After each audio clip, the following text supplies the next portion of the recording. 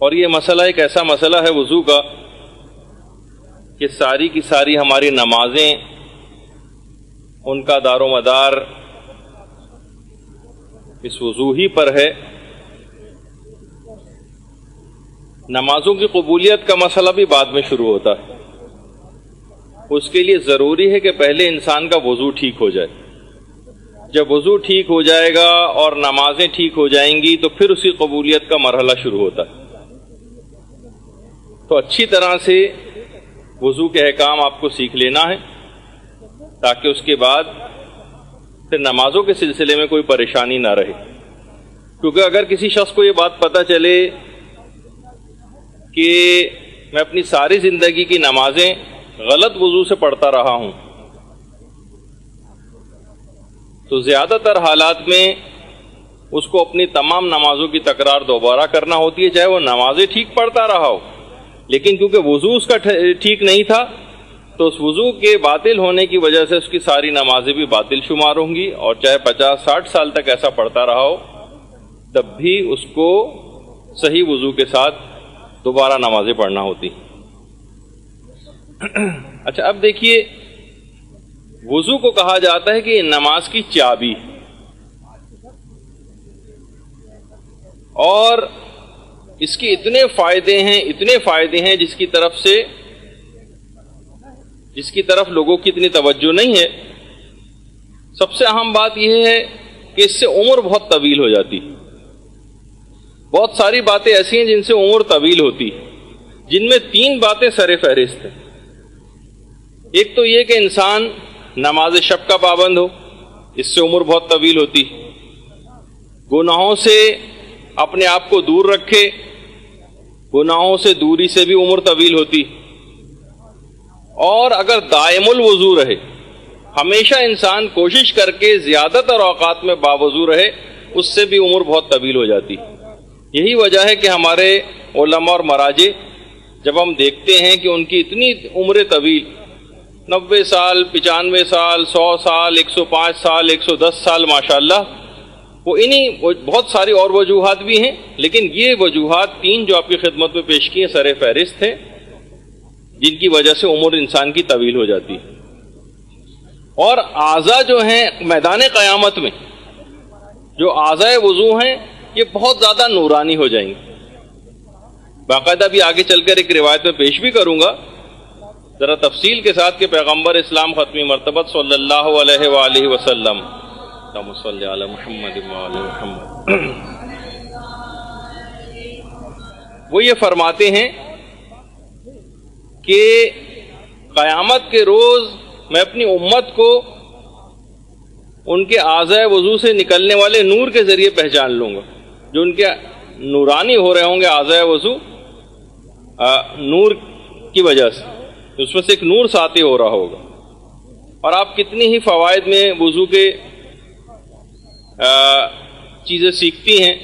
اور علم میں آپ کے آتی ہیں کہ مثلاً اگر انسان غصے کی حالت میں ہو اور اس میں وہ وضو کر لے تو اس کا غصہ بھی ٹھنڈا ہو جاتا ہے. وضو کے بہت سارے فائدے، ان میں سے ایک فائدہ یہ ہے جن اعضاء کے اوپر آپ پانی ڈالتی ہیں اور جہاں جہاں آپ مسح کرتی ہیں، ان اعضاء سے کیے گئے وہ سب گناہ معاف ہوتے چلے جاتے. یہ جو اعضاء وضو کا جو پانی ہے ایک لحاظ سے، یہ جو بہہ رہا ہے آپ کے اعضاء سے ہوتا ہوا اور پھر گر رہا ہے، وہ یہ گویا آپ کے تمام گناہوں کو بہا کر لے جا رہا ہے. کہ اتنا اہم ترین موضوع اور اتنی اہم ترین یہ عبادت ہے. اور انسان اگر فجر کے وقت اگر وضو کرے تو رات تک کے تمام گناہوں کا کفارہ ہو جاتا ہے. فجر کے وقت وضو کرے تو پچھلی رات جو گزری ہے اس کے تمام گناہوں کا ایک کفارہ بن جاتی ہے چیز. اور اسی طرح سے رات کے وقت وضو کرے تو دن کے تمام کیے گئے گناہوں کا ایک کفارہ بن جاتا ہے. جب ہی رات کو وضو کر کے سونے کا بڑا ثواب. اور باقاعدہ ایک عالم دین کو جب خواب میں کسی نے دیکھا، ایک مرد عارف نے دیکھا کہ بڑے آرام اور خوشی کے ساتھ جنت میں چہل قدمی کرتے پھر رہے، تو ان سے پوچھا کہ آپ کے جنت میں آنے کا سبب کیا ہوا؟ علماء نے جو حکایات لکھی ہیں عرفا کی، اس میں یہ بات بیان کی گئی کہ پوچھا کہ اتنا بہترین انجام آپ کا کیسے ہوا؟ اتنی آسانی سے جنت کو آپ نے کیسے حاصل کر لیا؟ تو اس مرد مومن نے بات بیان فرمائی کہ میں زیادہ تر اوقات میں باوضو رہا کرتا تھا، ان وجوہات کی بنا پر میں جنت میں انتہائی آرام اور سکون کے ساتھ ہوں۔ اور ہمیشہ باوضو رہنے میں، جس کو دائم الوضو کہا جاتا ہے، دائم الوضو رہنے میں بڑے فائدے ہیں، اور کتنے ہی علماء کے متعلق اور بزرگان کے متعلق ہمیں ملتا ہے کہ جو ہمیشہ باوضو رہا کرتے تھے۔ شہید مطہری جو آپ کو الٹے ہاتھ پہ نظر آ رہے ہیں اور دائیں طرف سید محمد حسین طباطبائی ہیں، دونوں افراد کے متعلق یہی بات ہے کہ ہمیشہ باوضو رہا کرتے تھے۔ خود شہید مطہری اپنے والد کے متعلق یہ بات بیان فرماتے ہیں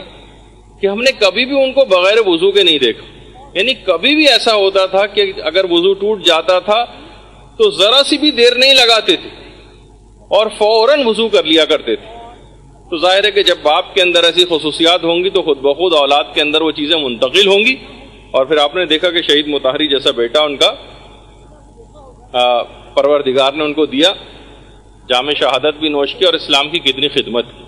تو بعض اوقات والدین کی اس طرح کی گئی نیکیاں وہ سب ان کی اولادوں میں ظاہر ہوتی۔ اسی طرح سے امام خمینی علیہ الرحمہ ہمیشہ کوشش کرتے تھے باوضو رہیں، حتیٰ کہ اگر کبھی سفر بھی میں جاتے تھے، ویران و بیابان جگہوں سے بھی گزرا کرتے تھے، تو کبھی ایسا نہیں ہوتا تھا کہ اپنے آپ کو بغیر، ورنہ سفر میں آدمی کو مشکلات ہوتی، وضو کہاں کرے، کہاں کرنے جائے، کیسے؟ تو ٹھیک ہے اگر وضو ٹوٹ گیا تو اپنا سفر انسان جاری رکھتا ہے، نہیں، دائم الوضو رہا کرتے تھے۔ تو ہمیشہ انسان کو بھی یہی کوشش کرنی چاہیے، اور وضو کے اندر بھی امام خمینی کوشش کرتے تھے، جو ان کی سیرت میں بھی ملتا ہے، کہ ایسا نہیں کہ لوگوں پہ ذرا سا بھی اپنی کوئی نیکی ہے اس کو شو کر رہے ہیں اور ایک کو بتا رہے ہیں، بلکہ جو نل تھا گھر میں جس پانی سے وضو کیا کرتے تھے، اکثر صبح کو اٹھتے تھے تو اس نل کے اوپر ایک کپڑا چڑھایا ہوا تھا تاکہ پانی گرنے کی آواز جو ہے وہ لوگوں کے کانوں تک نہ جائے اور لوگوں کو نہ پتہ چل جائے کہ وضو کر رہے ہیں۔ اس طرح سے کپڑا اس کے اوپر چڑھایا ہوا تھا کہ کوئی دوسرا بھی ڈسٹرب نہ ہو، یہ نہ ہو کیونکہ ہم اٹھ گئے ہیں وضو کر رہے ہیں اور ہم نماز شب پڑھ رہے ہیں تو گویا بس اب پوری دنیا کو آج ہی سے سب نماز شب پڑھنا شروع کر دینی چاہیے اور ہر ایک کو حقارت کی نگاہ سے دیکھ رہے ہیں، ایسا نہیں۔ تو امام خمینی کی خصوصیت تھی، اور بار بار ایک چلو پانی لے کر اور نل کو بند کرتے تھے، ایک چلو پانی لے کے نل بند کرتے تھے۔ ہماری طرح سے نہیں کہ مثلا نل کھلا ہوا اور مستقل پانی بہ رہا اور اسراف ہو رہا ہے، جس پہ ابھی آگے چل کر گفتگو ہماری آئے گی۔ تو کوشش یہ کرنا چاہیے کہ ہمیشہ باوضو رہیں جتنے بھی زیادہ ممکن ہو سکے، اور سورہ قدر کی اگر تلاوت کر لی جائے دوران وضو تو روایات میں ملتا ہے کہ جس وقت وہ وضو کر کے ختم کرے گا تو بالکل ایسا ہی ہو جائے گا جیسے ابھی ابھی پاک و پاکیزہ بطن مادر سے پیدا ہوا، تمام گناہوں سے پاک ہو جائے گا جو بھی دوران وضو سورہ قدر کی تلاوت کرے گا۔ کتنا ٹائم لگتا ہے؟ چند سیکنڈز لگتے ہیں، 1 منٹ کے اندر سورہ قدر پڑھ لی جائے گی، اگر اور اتنا عظیم ثواب دلوانے والی چیز جس کی طرف سے اتنا صرف نظر کیا جاتا ہے، اور سستی اور کاہلی میں ان ثوابوں کو، اتنے عظیم ثوابوں کو ہاتھ سے کھویا جاتا ہے۔ اور یہ بھی ہے کہ وضو میں کوشش کریں کہ مکمل خشوع و خضوع کے ساتھ وضو۔ یہ مرحوم آیت اللہ خوئی جس وقت وضو کر رہے تھے، جن کا بھی ویڈیو کلپ میں آپ کو دکھاؤں گا بھی، جس وقت وضو کو پریکٹیکلی دکھانا آپ کے سامنے جو پیش کریں گے ہم، تو اس کو پریکٹیکلی بھی دکھایا جائے کہ کس طرح سے جو علماء اور مراجع جو ہے وضو کر رہے ہیں، اور امام خمینی کا وضو آپ کو دکھائیں گے کہ ہاسپٹل میں انہوں نے کیسے وضو کیا تھا، ابھی آگے چل کر گفتگو میں آئے گا۔ تو ہمیشہ کوشش یہ کرنا چاہیے کہ وضو اگر ابھی ٹوٹا بھی نہ ہو تو وضو کی تجدید کر لی جائے۔ ایک ہوتا ہے وضو ٹوٹ گیا ہم دوبارہ کرنے جا رہے ہیں، اس کو وضو کی تجدید نہیں کہتے۔ ایک وضو بھی چل رہا ہو اور اس کے بعد ایک وضو اور کر لیا جائے، دل چاہ رہا ہے ثواب لینے کے لیے ایک وضو اور کر لیا جائے۔ تو یہ کہا جاتا ہے کہ اگر کوئی شخص وضو کی تجدید کرتا رہے تو خود بخود اس کے توبہ کی تجدید ہوتی رہتی، یعنی آپ کو الگ سے توبہ کرنے کی بھی ضرورت پیش نہیں آتی۔ یعنی اگر ایک وضو کے بعد دوبارہ وضو کرنا، یعنی اسی وضو کی تجدید کرنا، اتنا جب عظیم ثواب دلوانے والا بھی آگے چل کر میں آپ کی خدمت میں ذکر کروں گا، بہت سارے ثواب جو اس کے مستحبات بھی ہیں۔ اتنا عظیم جب ثواب دلواتے تو انسان کے دل میں ایک لالچ پیدا ہوتا ہے، تما پیدا ہوتی کہ میں بھی اس بلند مقام کو حاصل کروں اور زیادہ سے زیادہ زیادہ راہ کو اکٹھا کر کے لے کر جاؤں، کیونکہ ہمیشہ کی زندگی وہاں گزارنی ہے مجھے۔ تو تجدید وضو اگر کوئی شخص کرتا رہے تو اس کا ایک فائدہ یہ آپ کو ملے گا کہ آپ کی خود بخود توبہ کی تجدید بھی ہوتی رہے گی۔ بہت سے حالات میں ہم توبہ سے غافل ہو جاتے ہیں، کوئی بہت بڑا گناہ ہو گیا، پشیمانی ہوئی تو توبہ کر لی، ورنہ عمومی زندگی کتنے گناہ ایسے ہیں جو ہم کرتے چلے جا رہے ہیں اپنی جہالت کی وجہ سے، اور ہم کو احساس بھی نہیں ہوتا کہ ہم کتنے گناہ کر رہے ہیں۔ کبھی انشاءاللہ اس پہ بھی کہ بہت سے گناہوں کی طرف جس پر ہماری توجہ نہیں ہوتی، ان کی فہرست بھی آپ کے سامنے پیش کریں گے۔ تو خود بخود آپ کی توبہ کی تجدید ہوتی جاتی ہے اس وضو کے ذریعے، اس وضو تجدیدی کے ذریعے۔ اور اگر رات کو سونے سے پہلے آپ وضو کریں گی تو آپ کا بستر مسجد کے حکم میں شمار ہوگا۔ ایسے ہی جیسے آپ مسجد کے اندر اپنے اس وقت کو گزار رہی ہیں، 6 7 8 گھنٹے جو آپ سو رہی ہیں، مستقل مسجد میں رہنے کا ثواب ملے گا آپ، اور پوری رات جاگ کر عبادت کرنے کا ثواب ملے گا جبکہ آپ اس بستر پر سو رہی ہوں۔ اور یہ بھی بہت سی روایات میں ملتا ہے، البتہ یہاں اس کی کریکشن کر دی جائے کہ بہت سی روایات میں کہ کھانا کھانے سے پہلے وضو کرنا غربت کو دور کرتا ہے۔ وہ اگر کوئی شخص کھانا کھانے سے پہلے وضو کر لے تو ہر وقت ہم نے کہا وہ تو ثواب ہے، لیکن یہاں پر اس وضو سے مراد ہاتھوں کا دھونا ہے، ہاتھوں کا دھونا، کیونکہ وضو معنی بھی دھونا ہے۔ تو وہاں پر اس جو کھانا کھانے سے پہلے وضو کا جو روایت میں تذکر آیا ہے وہ اصل میں ہاتھ دھونے کے معنوں میں آیا ہے، نہ کہ اصلاً وضو کے معنوں میں۔ لیکن کوئی حرج نہیں، جب ہر وقت وضو ہو سکتا ہے تو کھانا کھانے سے پہلے بھی اگر کوئی شخص کرنا چاہے، کھانے کے بہت سے مضر اثرات کو ختم کرنے کے لیے ایک برکتیں آپ پر نازل ہوں گی۔ بہت ساری چیزیں ہم غذاؤں میں ایسی کھا جاتے ہیں، جیسے ملتا ہے سورہ قریش اگر پڑھ لی جائے کھانوں پر تو کھانے کے مضر اثرات زائل ہو جاتے ہیں۔ تو اسی طریقے سے اگر وضو کر لیا جائے اس سے پہلے، ورنہ اصلاً حکم تو ہاتھ دھونے ہی کا ہے، تو یہ دماغ میں رہے بہرحال۔ اچھا، وضو میں خاص طور پر یہ بات یاد رکھیں کہ وضو کے پانی میں اسراف نہ ہو۔ اسلام کو بھی پتہ ہے، دیکھیے کہ جو یہ ریسورسز ہوتی ہیں نا، ملک کے جو مختلف ریسورسز ہیں کہ جناب پانی کی کمی واقع ہو رہی ہے اور یہ کمی واقع ہو رہی ہے اور وہ کمی واقع ہو رہی ہے، اسی وجہ سے اسلام کب سے 1400 سال سے اسلام نے حکم دے رکھا ہے اس کا کہ چاہے اب پانی آپ کے پاس وافر مقدار میں دستیاب بھی ہو تب بھی ایک خاص مقدار میں وضو کرو، اس سے زیادہ پانی مت بہاؤ۔ مرزا جواد تہرانی ہمارے ایک عالم گزرے ہیں، اب تو خیر انتقال ہو چکا ہے، آیت اللہ میرزا جواد تہرانی نام ہے، مرزا نہیں میرزا، میم یہ رے زے الف، میرزا جواد تہرانی۔ ان کے متعلق یہ بات ملتی ہے کہ مرزا جواد تہرانی اپنے وضو کا میں استعمال شدہ پانی، اول تو اتنا پانی استعمال کرتے تھے فقط کہ جتنا مستحب ہے، بھی آگے چل کر آئے گا کہ 1 مد پانی، اتنا کم پانی 750 گرام، جس کو کیلکولیشن ابھی آگے چل کر اس کا ذکر ہوگا، اور وہ پانی بھی جمع کر لیتے تھے، اور وہ پانی جمع کرنے کے بعد پودوں کے اندر ڈالا کرتے تھے کہ اس پانی کو بھی میں کیوں ضائع کروں، یہ کیوں گٹر کے اندر اس پانی کو بہاؤں، میں اس پانی کو بھی استعمال کر لیا جائے اچھے مقصد میں، پودوں کے میں پانی ڈال دیا کرتے تھے۔ یہی مرزا جواد تہرانی اتنے بزرگ ہونے کے بعد بھی میدان جنگ میں اور میدان جہاد میں بھی فوجی لباس پہن کر جاتے تھے، انتہائی بزرگ، کمر جھکی ہوئی، جس طرح شبیب شاکری کے متعلق ملتا ہے کہ امام حسین علیہ السلام کے صحابی، اللہم صلی علی محمد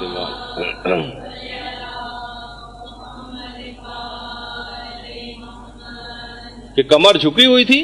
اور باقاعدہ کمر پہ کوئی تختہ لگا کر اور اپنی کمر کو اس سے کسی کپڑے سے باندھ کر اپنی کمر کو سیدھا کر کے اور پھر میدان جنگ میں گئے تھے، اور جا کر یزیدی فوج کو للکارا تھا، اور اپنے تمام زرہ اور جتنے بھی لباس ہے وہ بھی اتار کے پھینک دیے تھے کہ آؤ اور آ کر مجھ سے مقابلہ کرو۔ اور جب لوگوں نے کہا تھا شبیب کیا تم پاگل ہو گئے ہو، کہا ہاں میں امام حسین کی محبت میں پاگل ہو گیا ہوں۔ تو بہرحال اسی طرح سے ہمیں ایسے بزرگان دین بھی ملتے ہیں، آیت اللہ مرزا جواد تہرانی، اور جس وقت محاذ جنگ پر ہوتے تھے تو فوجیوں کو درس اخلاق بھی دیتے تھے، انہیں اپنی رہائش گاہ پر بھی دیتے تھے، اور خود وہاں پہ بھی ان کی ہمت افزائی کے لیے خود بھی جایا کرتے تھے۔ تہران میں مرزا جواد تہرانی کی قبر ہے۔ تو ایک بات آپ کو بتانے کے سلسلے میں یہی تھی سب کہ اس کا خاص طور پہ خیال رکھنا ہے کہ پانی جو ہے وہ ضائع نہ ہونے پائے. دیکھیے پانی ضائع کس وقت ہوتا ہے؟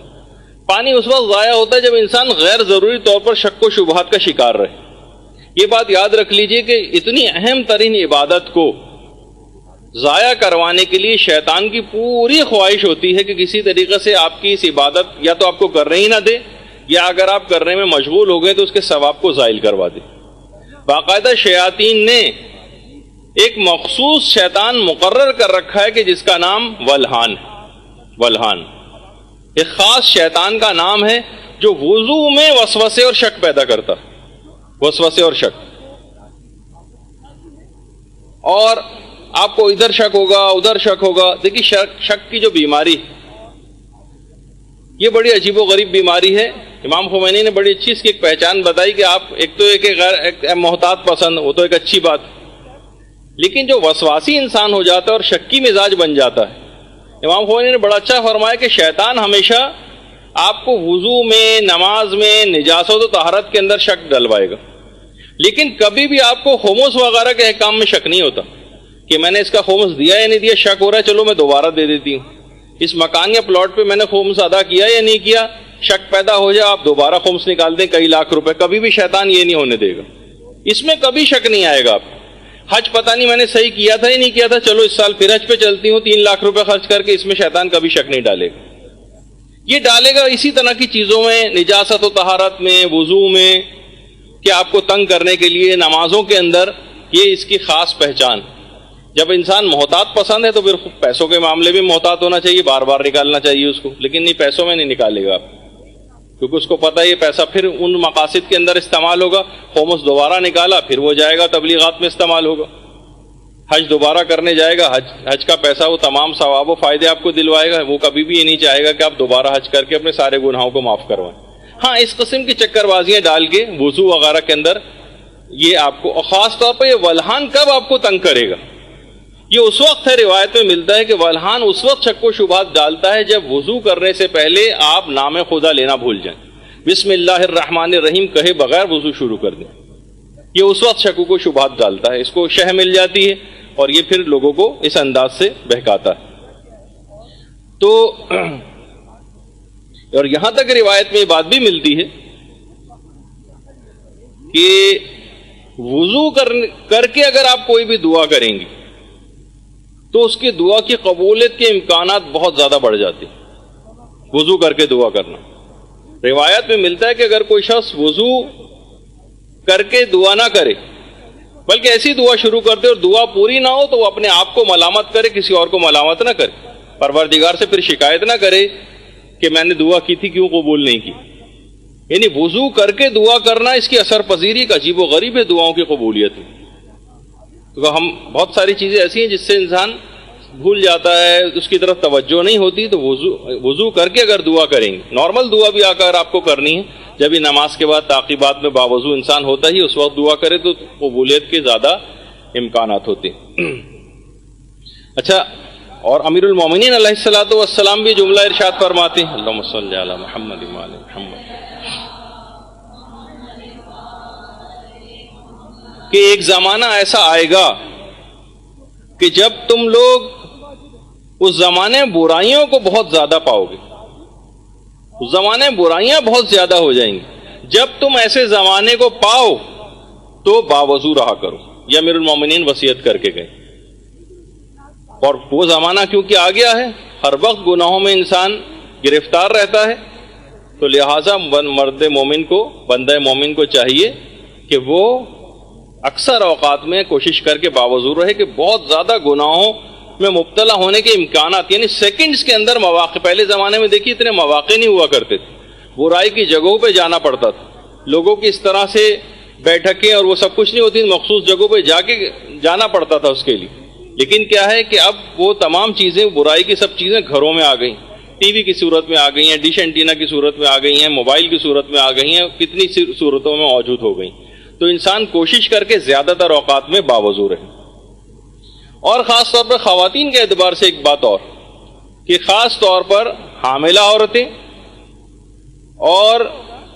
بچوں کو دودھ پلانے والی عورتیں تو زیادہ تر اوقات میں کوشش کر کے باوضو رہیں. یہ بہت عجیب و غریب اثرات بچے کے اوپر ڈالتی ہیں یہ چیز، بہت عجیب و غریب اثرات. تو ملتا ہے آیتوں میں کہ ہمارے اتنے بڑے عالم گزرے شیخ مرتضیٰ انصاری،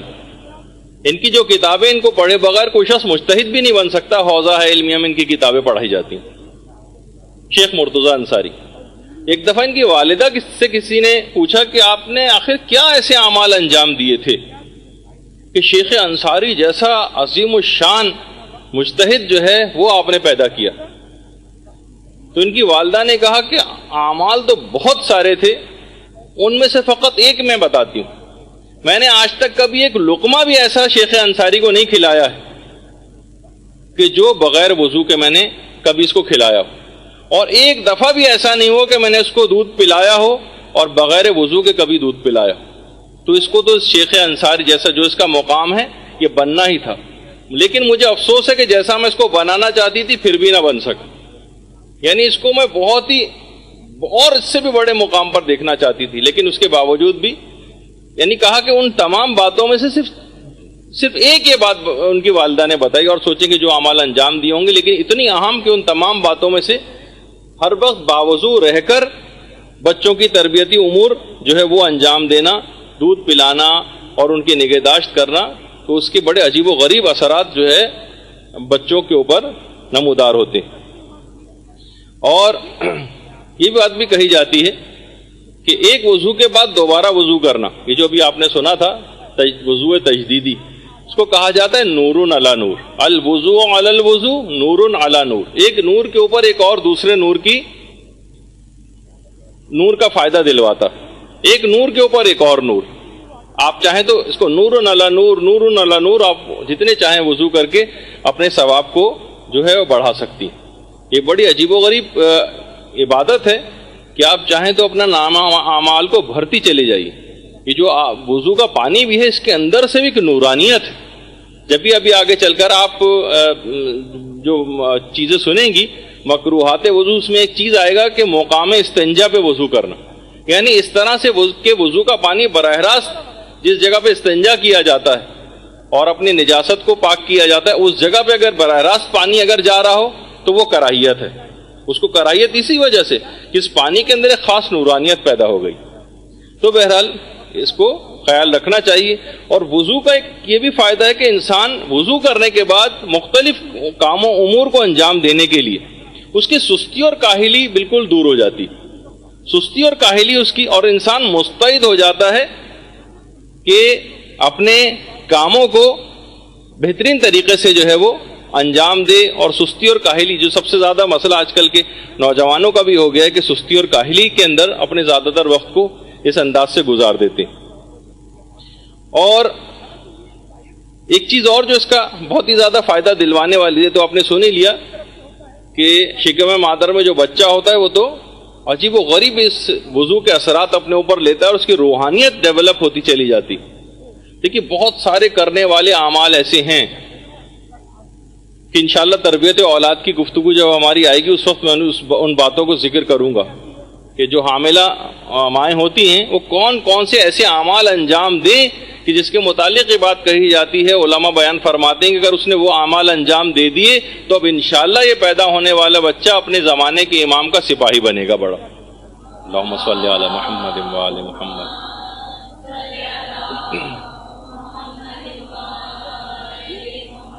ان تمام مستحبات کو انجام دینا. بہت سارے صاحبان ایمان کہتے ہیں جو باقاعدہ دین کے اوپر اس انداز سے عمل کرتے ہیں. یعنی ایسا نہیں کہ فقط زبانی کلامی حد تک یا بس سنی سنائی باتوں کی حد تک ہم پرانے لوگوں کے بس حکایتیں اور قصے ہی سنتے رہیں کہ اچھا وہ ایسا کرتے تھے. آج کل بھی کتنے ایسے افراد ہیں جو یہ بات بیان کرتے ہیں کہ ہمارے ایک صاحب بیان کر رہے تھے کہ بہت ان کے کئی بچے تھے. وہ کہہ رہے تھے کہ جن بچوں میں ہم نے اس بات کا اہتمام کیا، بہت سے بچوں میں تو غفلت ہو گئی یا ایکسیڈنٹلی وہ پلاننگ کے بغیر ہو گئے، تو اس میں جن میں ہم نے ان باتوں کا اور مستحبات کا خیال رکھا تھا ان بچوں میں اور ان بچوں میں زمین و آسمان کا فرق ہو گیا تربیت میں کہ جن میں ہم نے ان باتوں کا خیال نہیں رکھا.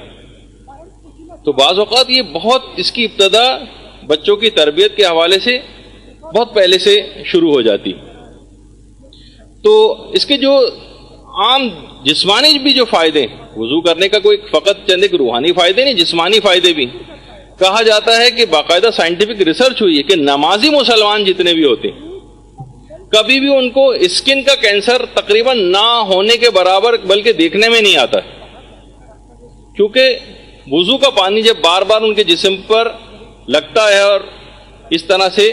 صفائی ہوتی رہتی ہے، جو زیادہ تر اوقات میں باوضو رہتے ہوں ان میں اسکن کا کینسر دیکھنے میں نہیں آتا۔ تو بہرحال دیکھیے آپ نے کہ بہت ساری فائدے ہیں، کیونکہ بار بار اس طرح سے اگر کھال ان کی نرم رہے پانی لگنے سے، اور وضو کا پانی تو سورج کی جو شعاعیں جو کہ کینسر وغیرہ جو ہے وہ پروڈیوس کرتی ہیں، جو ہارمفل ریز ہوتی ہیں، وہ پھر اس کے اوپر اس انداز سے اثر انداز نہیں ہو سکتی انسان کی اسکن پہ۔ اور باقاعدہ American college of family physicians جو ہے، جو بڑا ایک اوتھینٹک ایک ادارہ سمجھا جاتا ہے میڈیکل سائنس میں، اس نے بھی یہ بات کہی ہے کہ سونے سے پہلے اگر انسان اپنے ہاتھوں کو اور چہرے کو دھو لے تو بہت ساری الرجیز وغیرہ جو نارملی ہوتی ہیں،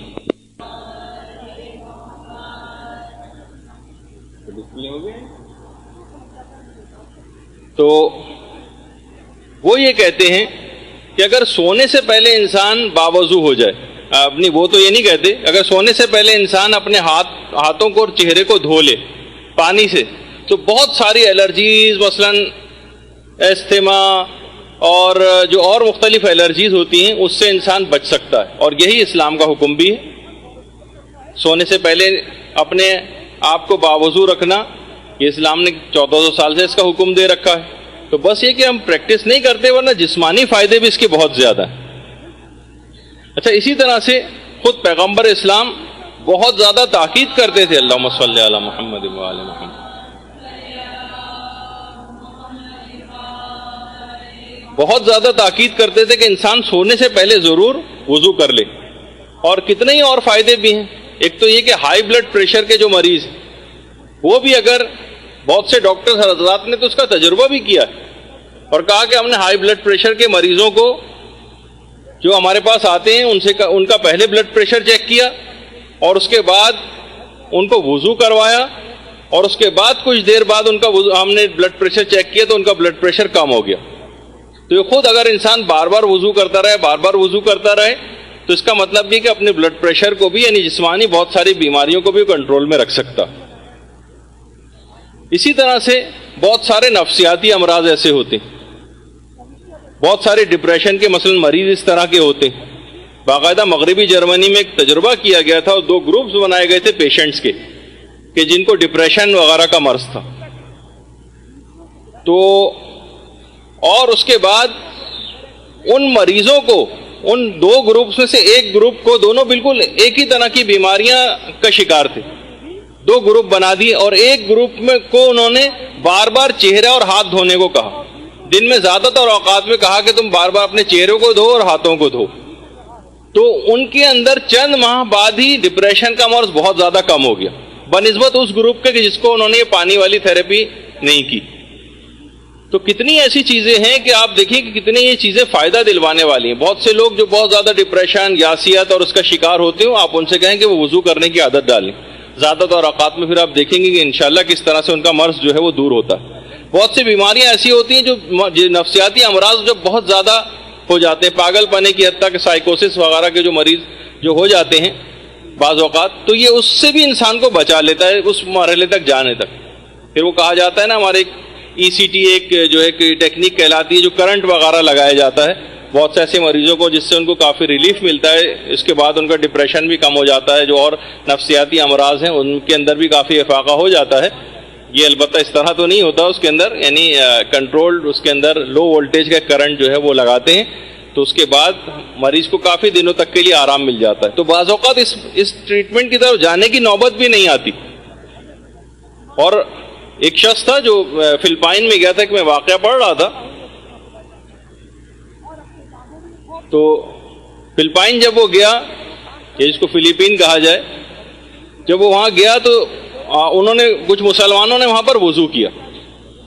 جب کچھ مسلمانوں نے وضو کیا تو ایک بہت ہی بوڑھا فلپائنی وہاں بیٹھا ہوا تھا، وہ اس کے پاس آئے اور کہا کہ تم اس طرح سے اپنے یہ اعضاء کے اوپر پانی کیسے لگا رہے ہو؟ انہوں نے کہا یہ ہمارے اسلام کا حکم، ہم اس طرح سے وضو کرتے ہیں۔ وہ حیران رہ گیا، کہنے لگا کہ ہمارے قدیم خاندانوں کے اندر یہ طریقہ کار ہے کہ ہم بہت سارے پاگل پنے کے اور نفسیاتی امراض کے لیے انہی جگہوں کے اوپر پانی لگاتے آ رہے ہیں، اس سے ان کا مرض ٹھیک ہوتا ہے۔ حیرت ہے کہ تمہارے یعنی مذہب کے اندر باقاعدہ سے اس کو 5 دفعہ دن میں کرنے کا حکم، تو بہت ساری اللہم صلی علی محمد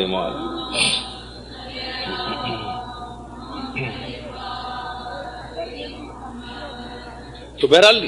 یہ تمام چیزیں ایسی ہیں کہ میں وہی آپ سے بار بار کہہ رہا ہوں کہ اسلام جو ہے وہ عمل کرنے کے لیے، یعنی ایسا نہیں ہے کہ بس یہ کتابوں کے حد تک ہم بہت ساری چیزیں پڑھ لیں، ہم اس کو جب تک اس کے اثرات کو مشاہدہ نہیں کریں گے، اپنے اس پہ عمل نہیں کریں گے، جب تک کیسے ہمیں چیزیں اس کی جو ہے اسلام کی جو ہے وہ لوگوں کے اوپر آشکار ہوں گے۔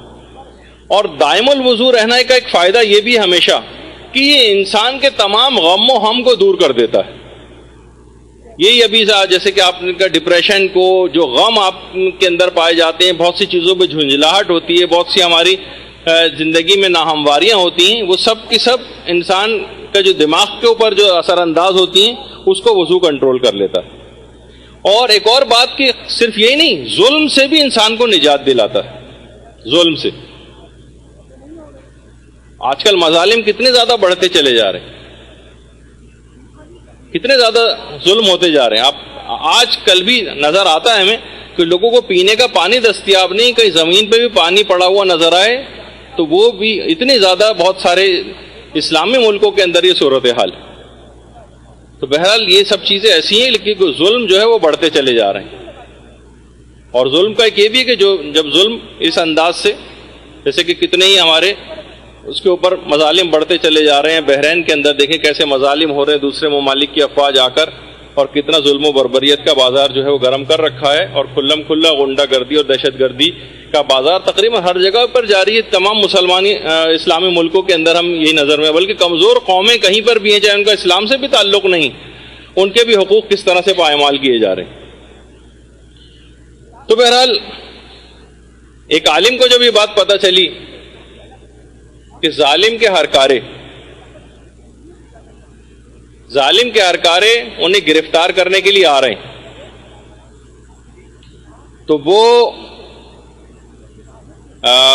انہوں نے بھی پیغام ایک لحاظ سے دیا کہ جس شخص نے آ کر کہا تھا کہ جو بادشاہ ہے وہ آپ کو قتل کرنے کا پورا ارادہ کر چکا ہے، انہوں نے کہا اچھا، میں بھی وضو کر کے ابھی تیاری کرتا ہوں۔ بادشاہ کو جب اطلاع ملی کہ وہ وضو کر کے تیاری کر رہے ہیں کسی طرح کی، بادشاہ ڈر گیا اور اپنے ان تمام قاتلوں جو بھیجے ہوئے تھے ان کو قتل کرنے کے لیے انہیں واپس بلا لیا۔ تو ظلم سے بھی انسان کو باوضو اگر ہم رہیں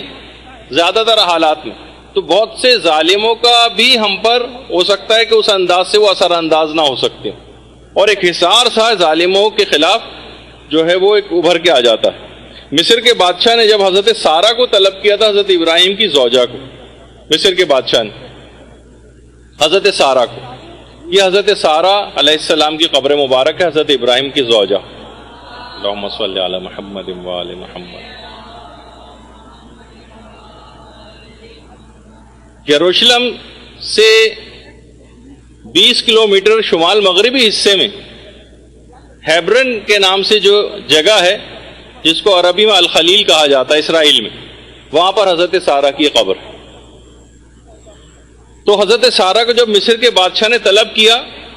تو آپ اسی وقت وضو کر کے نماز کے لیے کھڑی ہو گئی، روایت میں ملتا۔ اور اس وضو کر کے یعنی وضو اور نماز سے سارہ نے مدد لی، اور اس وضو کر کے نماز پڑھنے کے نتیجے میں روایت میں ملتا ہے کہ اس بدکردار بادشاہ کو زمین نے حکم خدا سے پکڑ لیا، اور اس ظالم کو اسی وقت سزا ہو گئی۔ تو بہرحال آپ نے دیکھا کہ حضرت سارہ کا اس انداز سے وضو کر کے وضو اور نماز سے مدد لینا یہ ثابت ہے روایتوں میں۔ تو ہم پہ بھی کوئی مصیبت نازل ہو جائے، اور مصیبتیں نازل ہو ہی رہی ہیں مستقل، تو ایسے حالات میں زیادہ تر اوقات میں باوضو رہنا یہ ظالموں کے شر سے بھی انسان کو بچاتا ہے۔ تو یہ دماغ میں یہ بات رہے، اور سب مومنین کی حفاظت کی نیت سے بھی آپ، ظاہر ہے ہر کوئی آدمی بر وقت باوضو نہیں رہے گا، لیکن جن کو بھی توفیق ملی ہے وہ تمام مومنین کی حفاظت کے لیے، ان ظالموں سے حفاظت کے لیے باوضو رہیں، اور نیت یہ کریں کہ وضو میں تمام مومنوں مومنات کی طرف سے انجام دے رہی ہیں ان کی حفاظت کے غرض سے. تو انشاءاللہ آپ دیکھیں گی کہ ایک حصار سا قائم ہوگا، اور جب زیادہ تر لوگ اس پر عمل کرنے لگیں گے، کیونکہ بعض اوقات یہ ہوتا ہے روایت میں ملتا ہے، آپ سوچیں گے ایک صرف ہمارے کرنے سے پوری قوم کیسے فائدہ اٹھا سکتی ہے؟ جی ہاں، بعض اوقات روایت میں ملتا ہے کہ پوری امت کی توبہ کے لیے فقط ایک شخص کا استغفار بھی کافی ہو جاتا. اگر ایک شخص صدق نیت سے پوری ملت کے لیے استغفار کر لے تو پوری قوم کے گناہ معاف ہو جاتے ہیں فقط ایک شخص کے استغفار کے نتیجے میں. تو اسی طرح سے اگر آپ اکیلے وضو کر لیں گے، کسی ایک کوئی شخص بھی وضو کر لے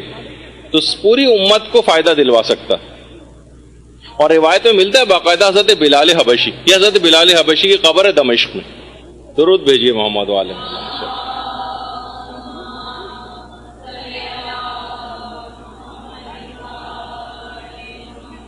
پیغمبر اسلام نے بلال کو مخاطب کر کے کہا کہ بلال،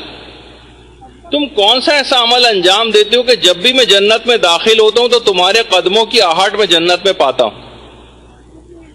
دیکھیے جملے روایت کے پیغمبر کی. کہا کہ یا رسول اللہ، میں 2 اعمال ایسے انجام دیتا ہوں، ہو سکتا ہے اس کی بنا پر ایسا ہوتا ہو. ایک تو جب بھی میں اذان کہتا ہوں اس کے فوراً بعد 2 رکعت نماز پڑھ ہی لیتا ہوں، اور دوسرا یہ کہ جب بھی کبھی میرا وضو ٹوٹ جاتا ہے میں فوراً دوسرا وضو کر لیتا ہوں. تو پیغمبر اسلام نے فرمایا تمہیں یہ مقام اور یہ انعام انہی 2 باتوں کی وجہ سے عطا ہوا. تو آپ نے دیکھا کہ جس چیز کو ہم ایسا معمولی سا سمجھ رہے ہیں وہ کتنے عظیم ثواب کو دلواتی. اور یہ بھی روایت میں ملتا ہے کہ ہر وقت باوضو رہنا، بلکہ باوضو رہ کر مسجد انسان اگر چل کے جائے، گھر سے وضو کر کے جائے، تو یہ عمل اس کو حج کا ثواب دلواتا ہے. بہت سے وضو خانے میں جا کر کریں گے اس کا اپنا ثواب ہے، لیکن گھر سے اگر کوئی شخص وضو کر کے جائے تو یہ اس کو حج کا ثواب دلواتا ہے. اور وہ تو ابھی میں نے آپ کی خدمت میں پیش کیا ہی کہ اتنی اہمیت ہے کہ ہر موقع پر، حتیٰ کہ جب جنگ ہو رہی ہے، جہاد ہو رہی ہے، فوجی اس وقت بھی اپنے آپ کو باوضو رہ کر، چاہے نماز نہیں بھی پڑھنا ہو تب بھی حالت وضو میں اپنے آپ کو رکھتے ہیں مجاہدین، تاکہ اس حالت میں ان کو شہادت کی موت آئے جس وقت وہ وضو کی حالت میں بھی ہو. اور دعا کرنے سے پہلے، یعنی ایک تو روایت میں یہ بھی چیز ملتی ہے کہ ہمیشہ دعا کرنے سے پہلے، جیسے کہ ابھی میں نے آپ کے سامنے ذکر کیا کہ اگر باوضو ہو جائیں تو قبولیت دعا کے امکانات بہت بڑھ جاتے ہیں. اور میدان قیامت میں یہی اعضائے وضو چمکیں گے جیسے اس سے پہلے ذکر ہوا. پیغمبر یہ جملہ ارشاد فرماتے ہیں کہ میدان قیامت میں سب سے پہلے مجھے سجدہ کرنے کی اجازت دی جائے گی، سب سے پہلے، اور سجدے سے سر اٹھانے کی اجازت بھی مجھے ہی سب سے پہلے دی جائے گی. پیغمبر قیامت میں آنے کے بعد سب سے پہلا سجدہ بھی پیغمبر ہی کریں گے، اور سجدے سے سر بھی سب سے پہلے ہی اٹھائیں گے. پھر پیغمبر نے فرمایا کہ میں چاروں طرف جو تمام انبیاء کی امتیں ہوں گی ان میں اپنی امت کو میں سب سے پہلے پہچان لوں گا دوسروں کی امتوں سے، دوسرے انبیاء کی امتوں سے. لوگوں نے کہا کہ یا رسول اللہ، حضرت نوح سے لے کر اور اتنے بعد میں آنے والے لوگوں تک کیسے کس طرح سے آپ اپنی امت کو پہچانیں گے؟ تو پیغمبر نے فرمایا میری امت کے چہرے اور ہاتھ اور پاؤں وضو کے اثرات سے سفید ہو رہے ہوں گے، اور یہ شرف صرف میری امت کے علاوہ کسی اور امت کو حاصل نہیں ہوگا. کیا اعضائے وضو، اللہم صلی علی محمد و آل محمد.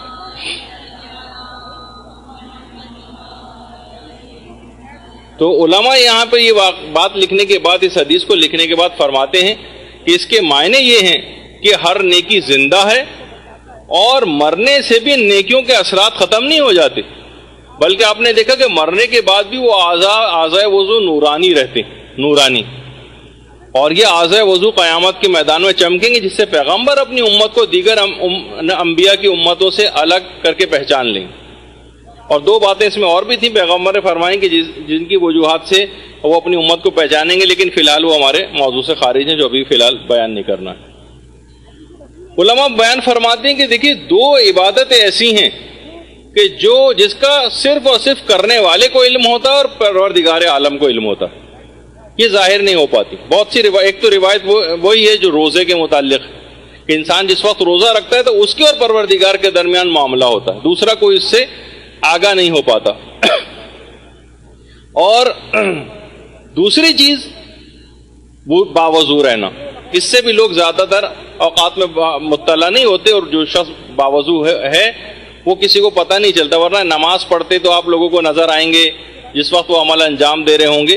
لیکن اگر کوئی شخص وضو کر کے اور بازاروں کے اندر پھر رہا ہو تو کسی کو کیا پتا کہ حالت وضو میں ہے, یعنی تو اس کا اور تو اخلاص کی ایک کیفیت اس کے اندر پیدا ہونے لگتی. اور پیغمبر یہ جملہ بھی ارشاد فرماتے تھے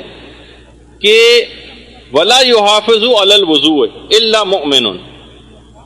کہ وضو کی نگہداشت سوائے مومن کے کوئی شخص نہیں کرتا. اور یہی وجہ ہے کہ پیغمبر اسلام کی اس روایت کی بنا پر ہمیشہ امام خمینی وقت آنے سے پہلے وضو کر کے تیاری کر لیتے تھے. جب یہ روایت میں ملتا بھی کہ جس نے نماز کا وقت آ جانے کے بعد وضو کیا اس نے نماز کی بے احترامی کی, نماز کی بے احترامی کی اس نے. البتہ اس کا ایک فقہی مسئلہ ہے جو ہماری آئندہ ایک نشست آنے والی, جس دن آپ کا جولائی میں جو ایگزام اور ٹیسٹ ہوگا اس دن ہمارا ایک لیکچر بھی ہوگا, اس کے اندر مختلف مسائل بیان کیے جائیں گے. اس وقت میں وضو کرنا نماز کا وقت آ جانے سے پہلے, اس میں مجتہدین کا ایک اختلاف ہے, ایک امپورٹنٹ اختلاف ہے, وہ آپ کے سامنے پیش کروں گا کہ مجتہدین کا سلسلے میں نظریہ کیا ہے, جو بھی آگے چل کر آئے گا. اور کوشش یہ کریں, یہ بھی ہے کہ بہرحال کوشش یہ کرنی چاہیے کہ کسی بھی طریقے سے بچوں کو بھی اس بات کی عادت ڈالنی چاہیے کہ وہ زیادہ تر اوقات میں, دیکھیے بہت ساری چیزوں کی بچوں کو کہاں عادت ہوتی, رات کو دیر سے بھی سوتے ہیں, آپ ان کو صبح اسکول کے لیے اٹھاتی ہیں, مختلف چیزوں کی بچے تیاری کرتے ہیں, بہت سی چیزیں بچے شروع میں نہیں کرتے لیکن بعد میں آہستہ آہستہ ان کو عادت ہو جاتی. تو جب عادت ہو جاتی ہے تو بہت سی چیزوں کی آپ عادت ڈلواتی ہیں, تو وضو کرنے کی عادت کیوں نہیں ڈلوا سکتی ان کو انسینٹیوز دیں, ان کو انعامات دیں, کسی بھی طریقے سے ان کو اگر اس بات کی اگر آپ عادت ڈلوا دیں تو بہت زیادہ بہتر ہوگا بچوں کے لیے اور بہت فائدہ مند یہ چیز ہوگی. اور یہی ان کی شخصیت کے لیے میں ایک بہت بڑا نمایاں کردار ادا کرے گی. بچپن کی بہت ساری عادتیں بڑے ہونے کے بعد ان کی افادیت کا پتہ چلتا ہے کہ جب وہ ایک مومن کامل کی صورت میں ایک جوان آپ کے سامنے ایک معاشرے کے اندر سامنے آتا ہے اپنی تمام تر اچھی خصوصیات کے ساتھ, پھر آپ کو خود ہی پتہ چل جائے گا کہ عام قسم کے کھلنڈرے اور بغیر کردار کے جو نوجوان ہیں ان میں اور ان میں کتنا فرق ہے. تو جب بھی شروع ہی سے اپنی اولادوں کو بہرحال مدارس کے اندر, اچھے مدرسوں کے اندر بھیجنا جہاں یہ سب چیزیں سکھائی جا رہی ہیں جو آہستہ آہستہ ان کی شخصیت کا جز بنتی جاتی ہیں. یہ تمام چیزیں ہمارے جو مدارس ہیں مختلف بچوں کے, ان میں اخلاقیات چارٹ جو دیے جاتے ہیں اس کے اندر بھی یہ سب چیزیں شامل ہوتی ہیں کہ بچہ آہستہ آہستہ اپنے اندر بہت ساری اچھی خصوصیات کو بچپن ہی سے پیدا کر لے, اور بعد میں تو بڑے ہونے کے بعد ایک عادت ہو جاتی ہے جو فطرت ثانیہ بن جاتی ہے اس کی, اور پھر اس کے فائدے آپ کو بعد میں نظر آتے ہیں. تو بچوں کو اس طرح سے صاف ستھرا رہنے کی بھی عادت ہو جاتی. اور ایک اسکول کے ایک استاد نے والدین کو باقاعدہ خط لکھا تھا, کسی جگہ میں پڑھ رہا تھا کہ جناب آپ بچوں کو ذرا صاف ستھرا رکھا کریں, ان کے پاس سے بہت بدبو آتی. تو والدین نے جواب لکھا اس خط کا کہ ہم بچوں کو پڑھانے کے لیے آپ کے پاس بھجواتے ہیں, سونگھنے کے لیے نہیں بھجواتے. تو بہت سی چیزیں ایسی ہیں کہ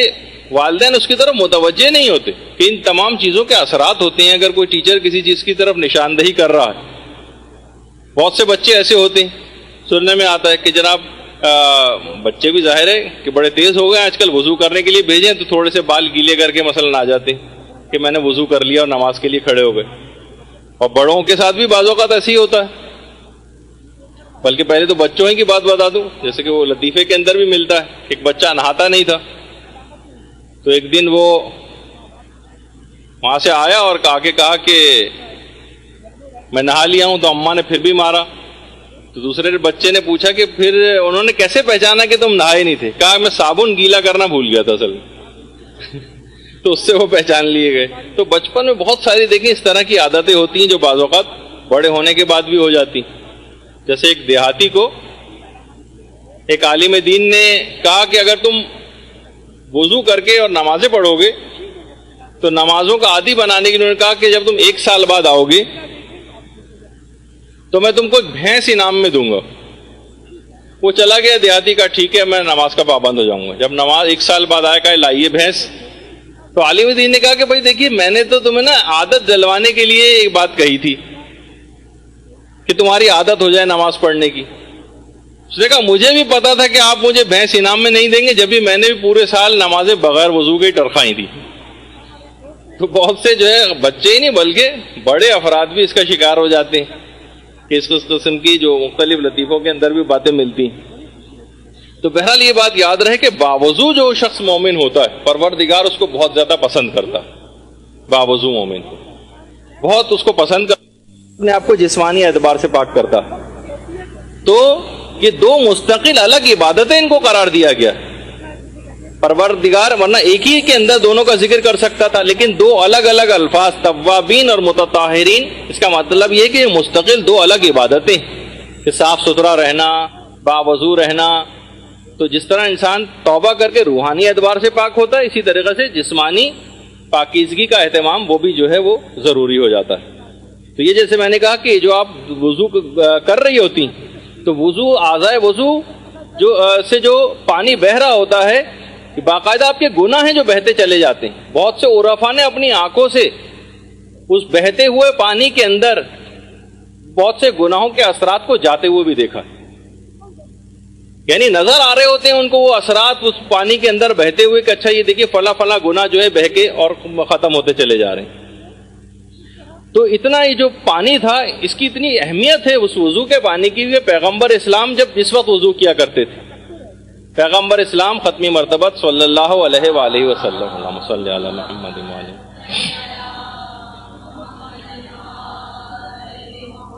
جس وقت وضو کرتے تھے تو صحابہ کرام جو پیغمبر کے مخلص صحابہ تھے وضو کا پانی جمع کر لیا کرتے تھے بطور تبرک پانی جمع کر لیتے تھے. اور صرف پیغمبر کی حد تک بات نہیں, بلکہ کتنی ہی پیغمبر کی اولادوں میں سے ایسی شخصیات گزری. جیسے ایک خاتون گزری ہیں نفیسہ خاتون کے نام سے, جو امام حسن کی 3 یا 4 نسل سے تھیں. اللہم صلی علی محمد وآل محمد.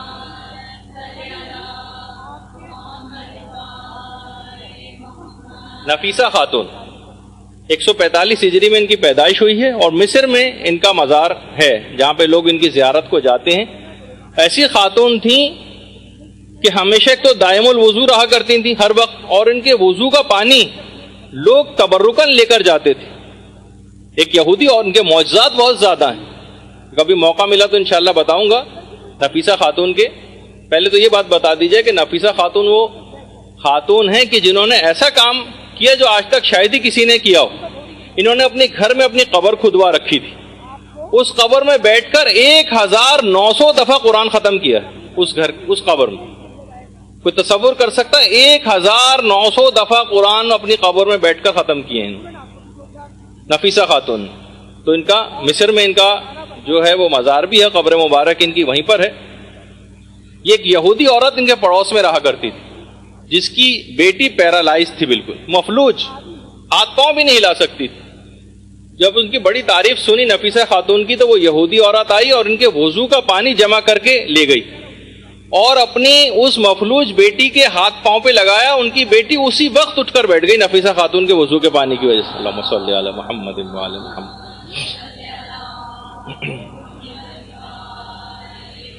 تو اس وضو کے پانی کے بڑے اثرات ہیں, یہ بڑا متبرک پانی ہوتا ہے.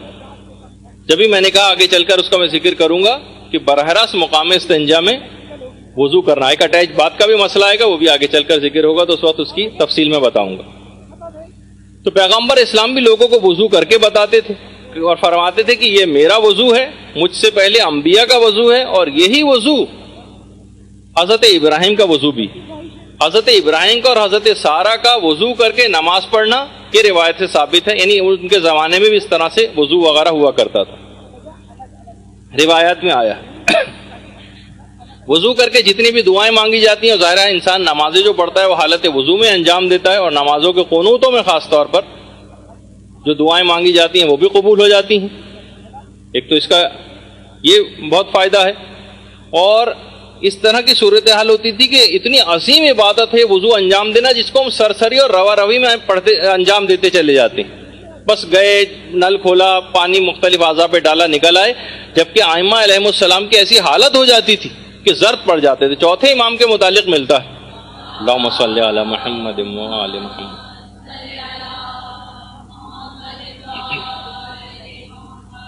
کہ محمد ابن طلحہ شافعی جو علماء اہل سنت میں ایک بہت بڑا مقام رکھتے ہیں, شافعی مکتب فکر میں علی الخصوص, انہوں نے خود اپنی کتاب میں لکھا ہے کہ چوتھے امام جس وقت وضو کے لیے آمادہ ہوتے تھے تو رنگ بے انتہا زرد پڑ جاتا تھا اور عجیب و غریب حالت ہو جاتی تھی. ان کے گھر والے ان سے پوچھتے تھے کہ مولا یہ آپ کی کیا حالت ہو گئی, وضو میں آپ کی یہ حالت؟ تو چوتھے امام یہ فرماتے تھے کہ میرا پورا تصور اور میری تمام تر توجہات کا مرکز اس وقت وضو کرتے وقت پروردگار عالم کی ذات ہو جاتی اور اس کی عظمت و جلالت کے خیال سے میری یہ حالت ہو جاتی. ہماری تو کوئی بھی حالت دور دور تک ایسی نہیں ہوتی.